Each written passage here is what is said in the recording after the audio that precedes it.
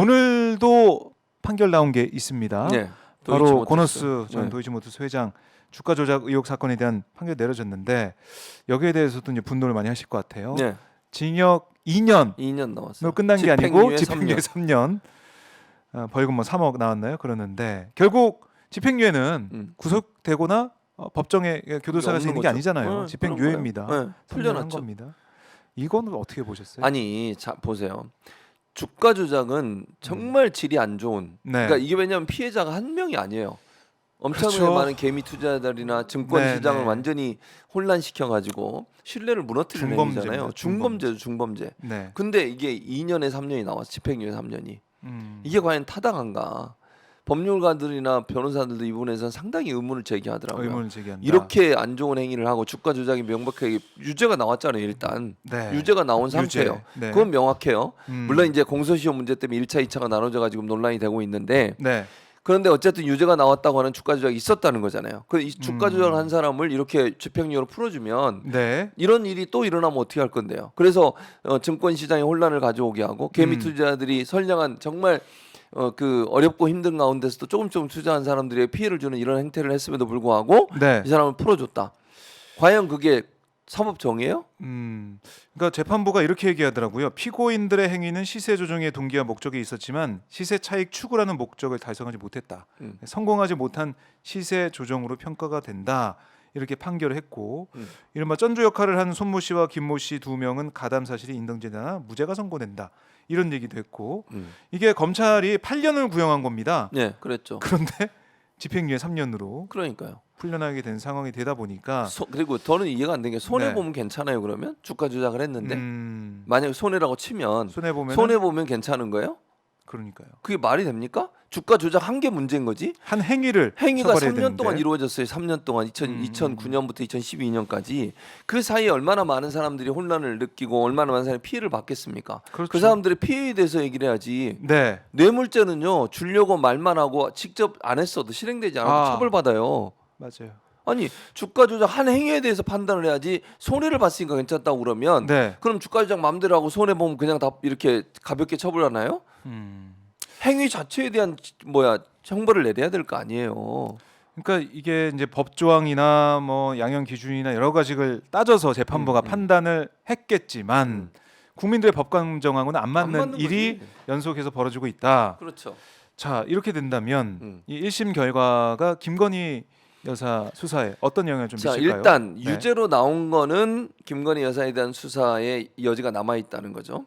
그게 첫 번째 이제 의미 있는 부분. 의미 있는 부분이다. 의미 있는 부분은 김건희 여사가 어쨌든 주가 조작 이 사건이 유죄로 판결났다는 주가 조작이 있었다는 걸 인정해 준 거잖아요 재판부가. 네. 그러니까 이게 이제 연루가 되면 처벌이 가능해지는 상황이 된다는 점은 긍정적인 측면이에요. 근데 문제는 뭐냐면 1차, 2차로 나눴어요 지금. 네. 2010년을 기준으로 2010년 10월. 10월인가요? 네. 10월을 기점으로 해서 1차, 2차로 나눴잖아요. 맞아요. 근데 오늘 이번 판결을 보면 1차는 이제 공소시효가 완료됐다고 얘기했어요. 그랬죠. 그래서 두 명이 무죄를 받은 거예요. 거기 그 뭐 네. 선수로 선수. 참여했던 전주도 그러고. 전주도 그렇고. 근데 지금 대선 때 윤석열 대통령이 대선 후보 때 인정했던 건 1차에 뭐 자기는 뭐 통장이 사용됐다. 통장 그리고 보여줬죠. 손해 봤다. 네. 근데 이게 1차 기간이 아하. 그러면 지금까지 인정한 건 그러니까 어쨌든 통장이 활용된 걸 인정한 건 1차예요. 근데 1차는 지금 법원에서 어떻게 판결을 내려줬냐면 공소시효 만료로 끝나버렸어. 검찰이 원래 이거 공소를 할 때는 네. 포괄일죄를 다 적용을 시켰어요. 어. 그러니까 2009년 것도 범죄가 완성된 건 2012년으로 봤단 말이죠. 네. 근데 이걸 분리시켜 버렸어 법원이. 음. 그러면 윤석열 지금 대통령이 대선 때 했던 말만 가지고 보면 김건희 여사의 통장이 활용된 것도 이제는 공소시효가 완료된 게 돼버린 거예요. 그렇게 되는 거잖아요. 그렇네요. 10년. 그렇죠. 10년 기소가 기소가 2021년 기소됐으니까 10년 전에 예, 2011년 10년 10월 26일 전 거는 안 그렇죠. 된다. 안 되는 거죠. 근데 아하. 이제 또 하나의 이제 남아 있는 건 있어요. 뭐냐면 지금 2차 기간에 네. 김건희 파일이라고 하는 파일이 나 있다라고 뉴스타파가 보도를 했습니다. 그게 그랬죠. 이제 지난 재판 과정에 나온 얘기예요. 네. 1차만 있는 줄 알았더니 2차에도 김건희 파일이라는 파일이 있었고 김건희 여사하고 그 장모 되신 분인가 두 분의 계좌가 활용됐다라고 하는 얘기가 나왔어요. 예, 거기서 뭐 수사를 안 PPT. PPT에 나왔잖아요. 나왔죠. 근데 그게 2차예요, 그거는. 네. 근데 지금 수사를 안 하고 있어요, 수사를. 아하. 이번 재판에도 김건희 여사는 전혀 없었어요. 뭐 이게 같이 뭐 공소 사실에 포함되지 않는 그런 부분도 있었어. 그렇죠. 어쨌든 뭐. 그러면 자 네. 보세요. 2차 건은 아직 공소시효가 남아 있어요.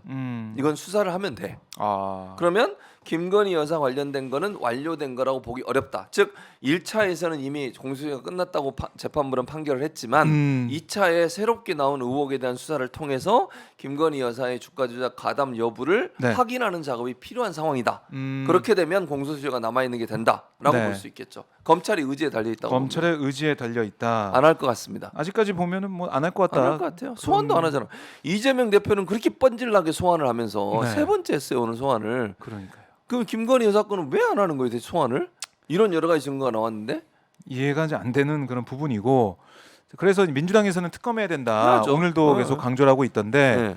이게 이제 법사위를 통과할 수 있을까라는 의문이 있었고 또 또 패스트 트랙으로 한다잖아. 버스라뇨? 패스트트랙 버스? 아니, 버스 트럭이야? 버스 터미널이냐? 이게 법사위 말고 예. 바로 이제 본회의로 본회의. 예. 간다는 건데 네, 180석이 있어야 되잖아요. 예, 180석 있어요. 180석이 안 되죠. 한성 안 보좌관과 되죠. 그렇죠. 네, 네. 무소속이랑 야권 합쳐도 179석. 구성. 가능할까요? 어떻습니까? 특검은 그 패스트트랙 하더라도 8개월인가요? 시간이 걸리죠. 있어야 되죠. 8개월, 9개월. 맞아요, 맞아요. 그게 뭐 사실 좀, 느린데. 근데 저는 이렇게 생각해요. 자, 물론 지금 박정우 기자 얘기했듯이 여러 가지 그 제한점들 어려움이 네. 있을 수 있습니다. 아하. 그래도 시도하는 게 저는 필요하다고 봐요. 시도해야 된다. 자, 이상민 탄핵안도 마찬가지예요. 네. 탄핵안이 통과가 됐습니다. 물론 이제 그건 헌재에서 마지막 최종 결정이 내려지겠죠. 뭐 헌재에서 될 수도 있고 안 될 수도 있다고 저는 봐요. 네. 법률적 판단이 어떻게 되느냐에 따라서. 그런데 그럼에도 불구하고 해야 되는 이유는 국민은 민주당에게 또 국회에 그걸 원하고 있어요. 자, 김건희 여사 관련해서는 대통령 부인이 되거나 수사가 제대로 안 된다고 하는 것이 일반적인 국민들의 상식입니다. 네. 그런 상황에서 국회가 할 수 있는 역할은 최대한 하는 거예요. 자, 자, 여당이 반대해서 못하게 발목 잡고 예를 들면 네. 뭐 김도 위원장이 이걸 못하게 하고 패스트트랙 올렸는데 뭐 안 되고 이런 경우가 있을 수도 있겠죠. 그렇다고 시도를 안 하느냐? 네. 그게 과연 바람직한 것이냐 하는 문제예요. 할 수 있는 데까지 저는 해야 된다고 생각해요. 국회는 특히 민주당은 네. 본인들이 할 수 있는 범위 내 모든 일을 시도해야 된다. 음. 김건희 특검도 국민적 여망과 여론의 힘을 믿고 역풍 걱정하지 말고 네. 하길 바래요. 왜냐 이상민 장관 특검안이 가결되면 역풍 불 거라고 몇몇 의원들, 뭐 국민의힘이 그렇게 얘기했고 민주당 내도 몇몇 의원들이 그랬죠. 얘기했죠. 네. 역풍 불었어요? 무슨 모르겠어요. 지금 뭐 모르겠다니요. 뭔 역풍인데? 없어요. 지금? 예. 없어요. 쓸데없는 걱정이야. 쓸데없는 걱정이었다. 쓸데없는 걱정. 네. 천하의 쓸모없는 걱정. 하. 그러니까 특검안도 저는 통과시켜야 한다고 국민적 여론이 그렇게 해서 막 여론이 불일들이고 왜냐면 특검안 통과시키려고 노력하고 했는데 계속 국민의힘이 반대하고 뭐 못하게 하고 막 이래가지고 안 돼봐요. 여론이 어디한테 쏠리겠어요. 누구 편에 서겠냐고. 그런 생각을 해야 돼요. 국민만 바라보고 하세요. 뭘 자꾸 계산을 하냐고. 계산하지 말고 국민만 바라봐라. 네, 아, 그래요. 자, 저희는 지금 최진문 교수님만 바라보고 감사합니다. 있는 상황. 안구정화 방송. 안구정. 안구정화. 자, 일주일 동안 쌓였던 거 오늘 다 네.